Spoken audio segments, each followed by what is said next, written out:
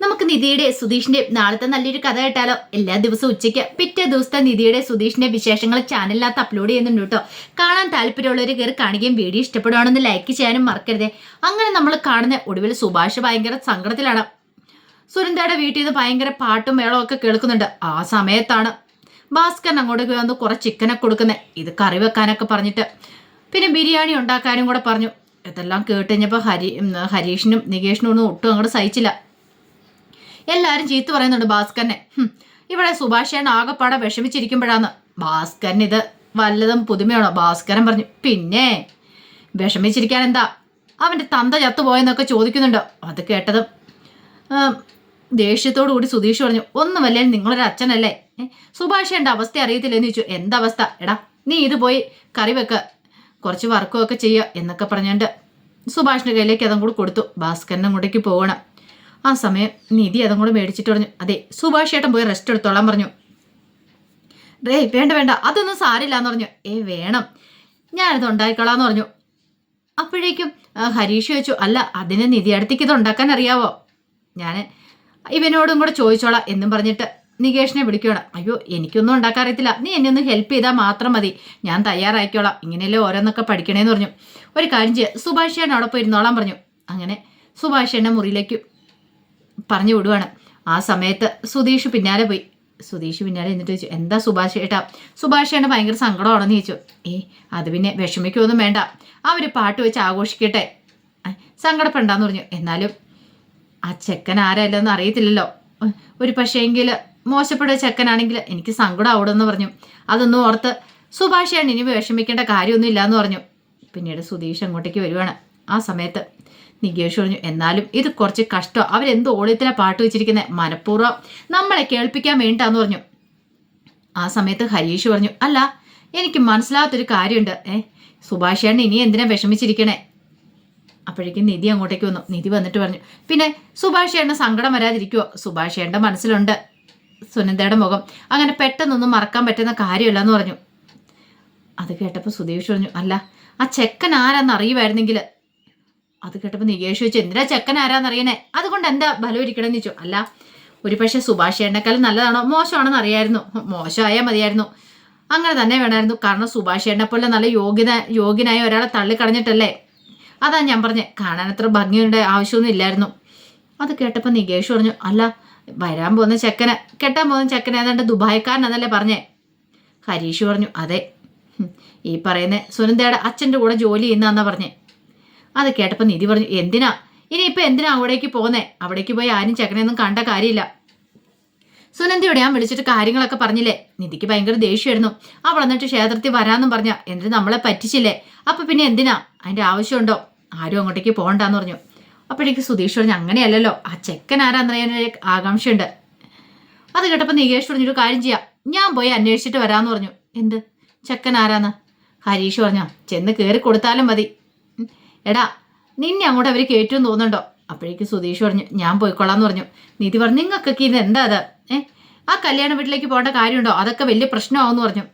സുധീഷ് പറഞ്ഞു, ഒരു പ്രശ്നമാകത്തില്ല, ഞാൻ പോയി കാര്യങ്ങളൊക്കെ ഡീൽ ചെയ്തോളാം, ചെക്കൻ ആരാന്ന് കണ്ടിട്ട് വരാം. ഇത് കേട്ടത് നികേഷ് പറഞ്ഞു, അല്ല സുധീഷേണ് ഇങ്ങനെ പോയിട്ട് സുധീഷേനെ കണ്ടുപിടിക്കില്ലേന്ന് ചോദിച്ചു. അതൊക്കെ ഉണ്ട്, അതിനൊക്കെ എൻ്റെ കയ്യിൽ മാർഗമുണ്ട്. ഈ സുധീഷ് ആരാന്ന് നിങ്ങൾക്ക് അറിയത്തില്ലാത്തതുകൊണ്ടാ. കോളേജിൽ പഠിക്കുന്ന സമയത്ത് ഞാൻ ഹീറോ ആയിരുന്നല്ലോ എന്നൊക്കെ പറയണം, അത് നിധിയെ ഇമ്പ്രസ് ചെയ്യാൻ വേണ്ടി പറഞ്ഞാണ്. നിധി ഇങ്ങനെ നോക്കി സുധീഷിനെ. സുധീഷ് പറഞ്ഞു, ഞാൻ പോയി ചെക്കനെ ഒന്ന് കാണട്ടെ, എൻ്റെ സുഭാഷ് ഏട്ടനേക്കാളും മിടുക്കനാണ് അവനെന്ന് എനിക്കൊന്ന് അറിഞ്ഞിട്ട് എന്നെ കാര്യം എന്നൊക്കെ സുധീഷ് പറയാണ്. പിന്നീട് സുധീഷ് കല്യാണ വീട്ടിലേക്ക് ചെല്ലുവാണ്. അങ്ങനെ ചെല്ലുന്ന സമയത്ത് സുധീഷ് വേഷം മാറിയിട്ടുണ്ടായിരുന്നു, ഇൻസേർട്ടൊക്കെ ചെയ്ത് മാസ്ക് ഒക്കെ വെച്ച് കൂളിംഗ് ഗ്ലാസ് ഒക്കെ വെച്ചാണ് അങ്ങോട്ട് ചെല്ലുന്നത്. അങ്ങനെ ചെന്ന് നോക്കിക്കഴിഞ്ഞപ്പോഴത്തേനും തനയനും ഗംഗാധരനൊക്കെ അവിടെ നിൽക്കുന്നുണ്ടു. ഗംഗാധരൻ വെച്ചു, അതാരടാ വരുന്നേ? ഒരു പരിചയമില്ലോ എന്ന് പറഞ്ഞു. അതാ എനിക്കും മനസ്സിലാത്തെന്ന് പറഞ്ഞു. ഒരു നിമിഷം സുധീഷ് അടുത്ത് പിടിക്കപ്പെട്ടെന്ന്. സുധീഷിൻ്റെ അടുത്തേക്ക് അവർ വരുന്ന സമയത്ത് സുധീഷ് പെട്ടെന്ന് ക്യാമറാമാൻ്റെ അടുത്തേക്ക് ചെന്നു. എന്നിട്ട് ചോദിച്ചു, അല്ല ഏത് ലെൻസാണ് ഉപയോഗിക്കണമെന്ന് ചോദിച്ചു. ഫോട്ടോ എടുക്കാനായിട്ട്. അതെ 50mm എന്നൊക്കെ ഇങ്ങനെ പറയണം, ഓരോ കാര്യങ്ങളൊക്കെ ഇങ്ങനെ പറഞ്ഞു. പിന്നീട് ചോദിച്ചു, അല്ല നിങ്ങൾ ആരാ മനസ്സിലായില്ലോ എന്ന് പറഞ്ഞു. കസിനാണോ എന്ന് ചോദിച്ചു. അത് കേട്ടപ്പോൾ സുധീഷ് പറഞ്ഞു, ഞാനേ കല്യാണച്ചക്കന് എൻ്റെ ഫ്രണ്ടാന്ന് പറയണം. ഓ അങ്ങനെയാണല്ലേ, അല്ല നിങ്ങളെന്താ ഇങ്ങനെ ഈ വേഷത്തിലോ? ഓ അതോ, ഈ മാസ്ക് ഒക്കെ വെച്ച് കൂളിംഗ് ഗ്ലാസ് ഒക്കെ വെച്ചോണ്ട് അയാൾക്കൊരു സംശയം. അപ്പോഴേക്കും പറഞ്ഞു, ഞങ്ങൾ ഫ്രണ്ട്സ് ഇങ്ങനെയാണ്, കാരണം കല്യാണ സമയത്ത് പോയി കല്യാണ ചക്കരട്ട് പണി കൊടുക്കും സർപ്രൈസ് ആയിട്ട്. അവനറിയില്ല ഞാൻ വരുന്ന കാര്യം. അപ്പോൾ ഒരു സർപ്രൈസ് കൊടുക്കാൻ വേണ്ടി. ഓ അങ്ങനെയാണോ? അങ്ങനെയാണ് ഞാൻ ഫോട്ടോസ് എടുക്കാമെന്ന് പറഞ്ഞു. ഇപ്പോൾ വേണ്ട, സർപ്രൈസ് ഒക്കെ കൊടുത്തതിന് ശേഷം ഫോട്ടോസ് എടുത്താൽ മതി എന്ന് പറഞ്ഞു. ശരിയെന്ന് പറഞ്ഞു. അപ്പോഴേക്കും ഗംഗാധരൻ തന്നേനോട് ചോദിച്ചു, എടാ അത് ആരാണെന്ന് ചോദിക്കണം. എനിക്കൊന്നേ ആ ഫോട്ടോ എടുക്കാൻ വന്ന അവൻ്റെ കൂടെ ഉള്ള ആളോ ആരാ വന്നു തോന്നും പറയണം. ഓ അങ്ങനെയാണല്ലേ. ആ സമയം സുധീഷ് ഇങ്ങനെ ചുറ്റും നോക്കണം, ആർക്കെങ്കിലും തന്നെ തിരിച്ചറിയാൻ പറ്റുന്നുണ്ടോന്ന്. ഇല്ല, ഇതുവരെയായിട്ടും ആരും തിരിച്ചറിഞ്ഞിട്ടില്ല. അങ്ങനെ സുധീഷ് പതുക്കെ മണ്ഡപത്തിൻ്റെ അടുത്തേക്ക് അങ്ങോട്ട് വരുവാണ്. ആ സമയത്ത് വല്ലാതെ ഒരു ടെൻഷനോട് കൂടിയിട്ട് സുധീഷിനെ നോക്കുവാണ് സുനിതയ്ക്ക് മനസ്സിലായി. സുധീഷിനെ കണ്ടു കഴിഞ്ഞപ്പോൾ തന്നെ എത്ര വേഷം മാറിയാലും സുനിത എപ്പോഴും അവിടെ കയറി ഇറങ്ങുന്നതായിരുന്നല്ലോ. ആ സമയത്ത് തനേൻ്റെ ഫോണിലേക്ക് ഒരു കോൾ വന്നു. അപ്പം തനേനും അതുപോലെ ലളിതയൊക്കെ ഒന്ന് ഫോട്ടോ സെക്ഷനൊക്കെ നടത്തിയിട്ടുണ്ടായിരുന്നു. അപ്പോഴേക്കും തനേൻ്റെ ഫോണിലേക്ക് കോൾ വന്നു. തനേനെ ആ കോൾ എടുത്തുകൊണ്ട് മാറി. അതേ സമയത്ത് ലളിത അടുത്ത് ഇങ്ങനെ നിൽക്കുന്നുണ്ടായിരുന്നു. ഇത്തിരി കഴിഞ്ഞപ്പോഴത്തേനും തന്നെ ലളിതയെ വിളിച്ചിട്ട് പറഞ്ഞു, തെങ്ങ് നോക്കിയത് ആരാ വന്നേക്കെന്ന് നോക്കെന്ന് പറഞ്ഞുകൊണ്ട് ലളിതയെ അങ്ങോട്ട് വിളിച്ചു. ലളിത അങ്ങോട്ട് ഇറങ്ങി പോവാണ്. ആ സമയം പെണ്ണും ചെക്കനും തന്നെയാണ്. സുധീഷ് ഇങ്ങനെ നോക്കുകയാണ്. പിന്നീട് എന്ത് ചെയ്തു, അവിടെ കുറച്ച് ഫോട്ടോസുകളും കാര്യങ്ങളൊക്കെ എടുക്കണം അവിടെ വന്നിട്ട്. അപ്പോഴേക്കും തന്നെയും തിരിച്ചു വന്നിട്ട് ചോദിച്ചു, അല്ല നിങ്ങളെന്താ ഫോണിനകത്ത് ഫോട്ടോ എടുക്കണമെന്ന് ചോദിച്ചു. അതൊക്കെ കേട്ട് കഴിഞ്ഞപ്പോൾ സുധീഷ് പറഞ്ഞു, ഇപ്പോഴൊക്കെ ഫോണിനകത്താണല്ലോ എല്ലാം എടുക്കുന്നത്. ഫോണിനകത്ത് എടുത്തിട്ട് പിന്നെ അത് ക്യാമറയിലേക്ക് എഡിറ്റ് ചെയ്യുമെന്നൊക്കെ പറഞ്ഞു. അയാളത് വിശ്വസിച്ചു. അങ്ങനെ ആയിരിക്കും എന്നൊക്കെ അയാളത് വിശ്വസിക്കുകയാണ്. പിന്നീട് പറഞ്ഞൊരു കാര്യം ചെയ്യാം, എൻ്റെ ഫോണിനകത്ത് കുറച്ച് ഫോട്ടോസ് എടുത്ത് തരണം കേട്ടോ, ഞങ്ങൾ ഒരുമിച്ചുള്ളേ. അതിനെന്താ സാർ ഞാൻ എടുത്ത് തരാമെന്നൊക്കെ പറഞ്ഞു. അങ്ങനെ സുധീഷ് അവിടെ വന്നിട്ട് അവരുടെ ഫോട്ടോസുകളൊക്കെ എടുക്കൂ. ഇതേ സമയത്ത് നിധിയും നികേഷും ഒക്കെ അടുക്കള തിരക്കിട്ട് പണിയാണ് ബിരിയാണി ഉണ്ടാക്കാനായിട്ട്. അങ്ങനെ കട്ട് ചെയ്തുകൊണ്ടിരിക്കുന്ന സമയത്ത് നികേഷ് ചോദിച്ചു, അല്ല ഇനി എന്താ എടുത്തിയമ്മ അടുത്തതെന്ന് ചോദിച്ചു. അല്ല ഈ മുളക് പൊടിയും മല്ലിപ്പൊടിയൊക്കെ വേണമല്ലോ, അതൊക്കെ എവിടെയാ? അതെടുത്ത് തരാമെന്ന് പറഞ്ഞ് നികേഷ് എടുത്ത് കാണിച്ചു കൊടുക്കണം. അതെ ഇതാന്ന് പറയണം. അങ്ങനെ അതൊക്കെ എടുത്തു. അപ്പോഴേക്കും ഹരീഷ് വന്നിട്ട് ചോദിച്ചു, എൻ്റെ എന്തെങ്കിലും ഹെൽപ്പ് വേണമെന്ന് ചോദിച്ചു. വേണ്ടാന്ന് നിധി പറഞ്ഞു. നികേഷ് പറഞ്ഞു, വന്നല്ലേ എന്താണെങ്കിൽ ഇതൊക്കെ ഒന്ന് കട്ട് ചെയ്യാൻ കൂടാൻ പറയണം. അങ്ങനെ എന്ത് ചെയ്തു, സബോളയൊക്കെ എടുത്ത് കൊടുക്കണം. ഹരീഷ് അതൊക്കെ കട്ട് ചെയ്തു. പിന്നീട് നിധിയോട് ചോദിച്ചു, ഇനി എന്താ ചെയ്യേണ്ടതെന്ന് ചോദിച്ചു. അപ്പോഴേക്കും നിധി പറഞ്ഞു, ഇനിയിപ്പോൾ ഇത് തയ്യാറാക്കിയാൽ മതി എന്ന് പറയണം. അതിനുള്ള പാത്രമൊക്കെ വേണം. ഒടുവിൽ നികേഷ് പാത്രം നോക്കി, നല്ലൊരു പാത്രം കിട്ടുന്നില്ല. അപ്പോഴേക്കും നിധി പറഞ്ഞു, ഒരു കാര്യം ചെയ്യാം, ഞാൻ ഈ കുക്കർ ഇരിപ്പുണ്ടല്ലോ കുക്കറിനകത്ത് വെച്ച് തയ്യാറാക്കാമെന്ന് പറഞ്ഞു. അങ്ങനെ കുക്കറിനകത്ത് വെച്ച് തയ്യാറാക്കാൻ തുടങ്ങുവാണ്. അപ്പോൾ ആദ്യം കുറേ കാര്യങ്ങളൊക്കെ അറിയാം, പിന്നീട് നെറ്റ് നോക്കി വേണം ഉണ്ടാക്കാനായിട്ട്. അല്ലാതെ നിധിക്ക് ഈ പറഞ്ഞ കാര്യങ്ങളൊന്നും അറിയത്തില്ല. ഒടുവിൽ ഗ്യാസ് കത്തിക്കാനായിട്ട് തുടങ്ങുവാണ്. എന്ത് ചെയ്യാൻ പറ്റും, ഗ്യാസ് കത്തിക്കാൻ നോക്കിയിട്ട് ഗ്യാസ് കത്തുന്നില്ല. അപ്പം നികേഷ് ഞാൻ നോക്കാമെന്ന് പറഞ്ഞു. രണ്ടുപേരും മാറി നോക്കി, ശരിയാകുന്നില്ല. ആ സമയം നിധി പറഞ്ഞു, ഇനിയിപ്പോൾ എന്താ ചെയ്യുന്നത്, ഗ്യാസ് തീർന്നു പോയെന്നാ തോന്നുന്നേ, അതോ ഇനിയിപ്പോൾ വേറെ എന്തെങ്കിലും പ്രശ്നമാണോ? അപ്പോഴേക്കും നികേഷ് പറഞ്ഞു, തീർന്നു കാണുമായിരിക്കും, ചിലപ്പോൾ സുഭാഷേനെ എടുക്കാൻ മറന്നു കാണും. അന്നൊരു കാര്യം ചെയ്യാം, വേറെ കുറ്റിയുണ്ടല്ലോ, ആ കുറ്റി നമുക്ക് മാറ്റി വെച്ചാൽ പോരെന്ന് ചോദിച്ചു. ഹരീഷ് പറഞ്ഞു, എവിടെ, ഒരു കുറ്റിയുള്ളെന്ന് പറയണം. ഒരു കുറ്റിയോ, അതെന്താ വേറെ കുറ്റിയില്ലാത്ത? നികേഷ് പറഞ്ഞു, അതെ ശരിയാണല്ലോ ഹരീഷേട്ടാ, അതെന്താ വേറെ കുറ്റിയില്ലാത്തതെന്ന് ചോദിച്ചു. ഹരീഷ് പറഞ്ഞു, അത് പിന്നെ സുഭാഷേട്ടൻ വേറെ കുറ്റി എടുത്ത് കാണത്തില്ല എന്ന് പറഞ്ഞു. ഇനിയിപ്പം നമ്മൾ എന്ത് ചെയ്യും, ഇതെങ്ങനെ തയ്യാറാക്കണമെന്ന് ചോദിച്ചു. നികേഷ് പറഞ്ഞു, ഒരു കാര്യം ചെയ്യാം, സുഭാഷേനോട് പറയാം, ഇങ്ങനെയുള്ള സാഹചര്യങ്ങളിൽ സുഭാഷേട്ടൻ എന്താ ചെയ്യേണ്ടതെന്ന് അറിയത്തില്ലല്ലോ, എന്തേലും ചെയ്യുന്നുണ്ടായിരിക്കും, അതെന്താന്ന് നമുക്ക് ചോദിക്കാമെന്ന് പറഞ്ഞു. അപ്പോഴേക്ക് സുഭാഷ് അങ്ങോട്ട് വരുന്നേ.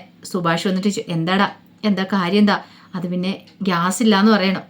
ഞാനത് മറന്നുപോയി, ഇന്നലെ തീർന്നു പോയായിരുന്നു, പക്ഷെ ഞാൻ അത്ര ഓർത്തില്ല എന്ന് പറഞ്ഞു. ഇന്നിപ്പം ഞായറാഴ്ചയല്ലേ, വിളിച്ചു പറഞ്ഞാലും ഗ്യാസ് കിട്ടത്തില്ല. അപ്പോഴേക്കും നിധി പറഞ്ഞു, അല്ല സുഭാഷ് ചേട്ടാ, ഇനിയിപ്പോൾ ഇതെന്താ ചെയ്യുന്നേ? ഇപ്പം എന്ത് ചെയ്യാനായിട്ടാ, ആകെപ്പാടെ ഒരു ടെൻഷനായിരുന്നു സുഭാഷിന്. അപ്പോഴേക്ക് ഹരീഷ് പറഞ്ഞു, ഫ്രിഡ്ജിനകത്ത് വെക്കാമെന്ന് പറഞ്ഞാൽ ഫ്രിഡ്ജും ഇല്ലല്ലോ, ഫ്രിഡ്ജും വർക്കാകത്തില്ല, അതുകൊണ്ട് ചിക്കൻ ഫ്രിഡ്ജിനകത്ത് വെക്കാൻ പറ്റില്ല, ചിക്കൻ ചീത്തയായി പോവുകയും ചെയ്യും. ഉടനെ സുഭാഷ് പറഞ്ഞു, അതൊരു കാര്യം ചെയ്യാം, നിങ്ങളിങ്ങോട്ട് മാറ്, ഞാനിത് പുറത്ത് കൊണ്ടുപോയി ഉണ്ടായിക്കോളാം എന്ന് പറഞ്ഞു. അപ്പോഴേക്കും നിധി ചോദിച്ചു, പുറത്ത് കൊണ്ടുപോയി എന്ത് ചെയ്യാനാ? അതെ അവിടെ അടുപ്പുണ്ടല്ലോ, പിന്നെ അത്യാവശ്യം വിറകും കാര്യങ്ങളൊക്കെ ഉണ്ട്, ഞാൻ വിറകടുപ്പ് വെച്ചുണ്ടായിക്കോളാം എന്ന് പറഞ്ഞു. നിധി പറഞ്ഞു, അത് വേണ്ട, സുഭാഷ് ചേട്ടൻ തന്നെ ഇങ്ങനെ വിറകടുപ്പ് പോയി ഉണ്ടാക്കണ്ട, ഞങ്ങൾ തയ്യാറായിക്കോളാം എന്ന് പറഞ്ഞു. അല്ല നിധി, നിനക്കൊന്നും അറിയുന്ന കാര്യമല്ലല്ലോ, അതൊന്നും സാരമില്ല, ഞാൻ ചെയ്തോളാം എന്ന് പറഞ്ഞു.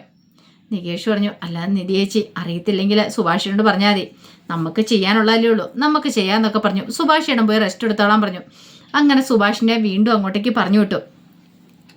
ആ സമയത്ത് സുധീഷ് കല്യാണ മണ്ഡപത്തിലേക്ക് അങ്ങോട്ട് കയറിയിട്ട് സുനന്ദയെ ഒന്ന് നോക്കുകയാണ്. സുനന്ദയ്ക്ക് ആളെ മനസ്സിലായിട്ടുണ്ടായിരുന്നു, എന്നാലൊരു ചെറിയ സംശയം ഉണ്ടായിരുന്നു. പെട്ടെന്ന് സ്പെക്സ് അങ്ങോട്ട് മാറ്റി ആ കണ്ണ് കണ്ടു കഴിഞ്ഞപ്പോഴത്തേനും സുനന്ദ പെട്ടെന്ന് ചോദിച്ചു, എടാ നീയോന്ന് ചോദിക്കണം. ആ സമയത്ത് കല്യാണ ചക്കനോട് സുധീഷ് പറഞ്ഞു, നമുക്കൊരു സെൽഫി എടുത്താലോ എന്ന് ചോദിച്ചു. ആവാന്ന് പറയണം. അങ്ങനെ അവരെല്ലാവരും കൂടി സെൽഫി എടുക്കുകയാണ്. ആ സമയത്താണ് ചെക്കൻ്റെ ഒരു ഫ്രണ്ട് അങ്ങോട്ട് വരുന്നത്. അപ്പോഴേക്കും എടാ എന്നൊക്കെ വിളിച്ചുകൊണ്ട് അവൻ അങ്ങോട്ട് മാറിപ്പോയി. ആ സമയം സുധീഷ് എന്ന് സുനിതയോട് പറഞ്ഞു, അതെ കല്യാണ ചെക്കനെ നിന്നെ ഒന്ന് കാണണമെന്നുണ്ടായിരുന്നുള്ളൂ, എൻ്റെ സുഭാഷേനെ തേച്ചല്ല നീയാ. അത് കേട്ടപ്പോൾ സുനിത പറഞ്ഞു, അല്ല അത് പിന്നെ സുധീഷേ നീ കൂടുതലൊന്നും പറയണ്ട, എനിക്കെല്ലാം മനസ്സിലായി, വന്നു കണ്ടു എല്ലാം മനസ്സിലായി, ഇനി ഞാൻ പോയേക്കുമെന്നും പറഞ്ഞുകൊണ്ട് സുധീഷ് അങ്ങോട്ട് തിരിയുവാണ്. നന്നായിട്ടൊന്ന് ജീവിക്കുന്ന കണ്ടാൽ മതിയെന്നും പറഞ്ഞിട്ട്. അതുകൂടെ കേട്ടിഞ്ഞപ്പോൾ സുനിതയ്ക്ക് ഭയങ്കര വിഷമമായിപ്പോയി. അങ്ങനെ സുധീഷ് നല്ല കൂളായിട്ട് അങ്ങോട്ടേക്ക് ഇറങ്ങിപ്പോയി. പിന്നീട് സുധീഷ് നേരെ വീട്ടിലേക്ക് വരുവാണ്. ആ സമയത്ത് നിധിയും ഹരീഷും നികേഷും ഒക്കെ പുറത്ത് തീ പിടിപ്പിക്കാനുള്ള ശ്രമത്തിലാണ്. അങ്ങനെ ഇരിക്കുന്ന സമയത്ത് നികേഷ് ചോദിച്ചു, അല്ല ഇതുവരെയായിട്ട് സുധീഷേട്ടൻ എത്തിയിട്ടില്ലോ, പ്രശ്നമാവുമെന്ന് ചോദിച്ചു. ഇല്ലാന്ന് നിധി പറഞ്ഞു. ഇപ്പം തന്നെ വരുമായിരിക്കും എന്ന് പറഞ്ഞു. അപ്പോഴേക്കുമാണ് സുധീഷിൻ്റെ വരവ്. സുധീഷിനെ കണ്ടു കഴിഞ്ഞപ്പോഴത്തേനും നികേഷ് ചോദിച്ചു, എന്തായി സുധീഷയുടെ കാര്യങ്ങൾ, ചെക്കനെ കണ്ടോന്നൊക്കെ ചോദിച്ചു. ഹരീഷ് പറഞ്ഞു, ഇവനല്ലേ പോയത്, എങ്ങനെ കാണാനായിട്ടെന്നൊക്കെ പറഞ്ഞു. സുധീഷ് പറഞ്ഞു, ചെക്കനെ കാണുക മാത്രമല്ല ഫോട്ടോസും എടുത്തെന്ന് പറഞ്ഞു. ഫോട്ടോസോ നിങ്ങൾ നോക്കാനും പറഞ്ഞു ഫോൺ അങ്ങോട്ട് ഓണായി കൊടുക്കുവാണ്. അത് കണ്ടു കഴിഞ്ഞപ്പോഴത്തേനും നികേഷും ഹരീഷും ഒക്കെ ചിരിച്ചു. ഇത് കൊള്ളാലോ എന്ന് പറയണം. അപ്പോഴേക്കും നിധി ചോദിച്ചു, അതെന്താ, വന്ന് നോക്കാൻ പറയണം. കണ്ടില്ലേ നമ്മുടെ സുഭാഷേൻ്റെ 7 അയലൊക്കെ തടിപ്പിക്കാൻ കൊള്ളുന്നില്ല ആ ചെക്കനെ, നമ്മുടെ സുഭാഷേൻ്റെ എന്തിനും എടുക്കാനാന്നൊക്കെ പറഞ്ഞു. അങ്ങനെ അവർ കണ്ട് സന്തോഷിക്കുകയാണ്. ആ സമയത്താണ് സുഭാഷ് അങ്ങോട്ടേക്ക് വരുന്നത്. എന്താ കാര്യം എന്നൊക്കെ ചോദിച്ചു.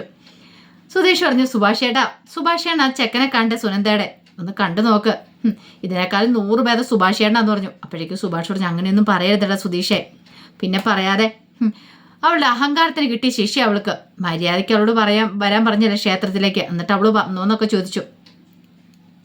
ആ സമയം സുഭാഷ് പറഞ്ഞു, അതെ ഇനിയിപ്പോൾ ഇതിനെക്കുറിച്ചുള്ള ചർച്ച വേണ്ട, പക്ഷേങ്കിൽ എന്ത് ചെയ്യാനാ.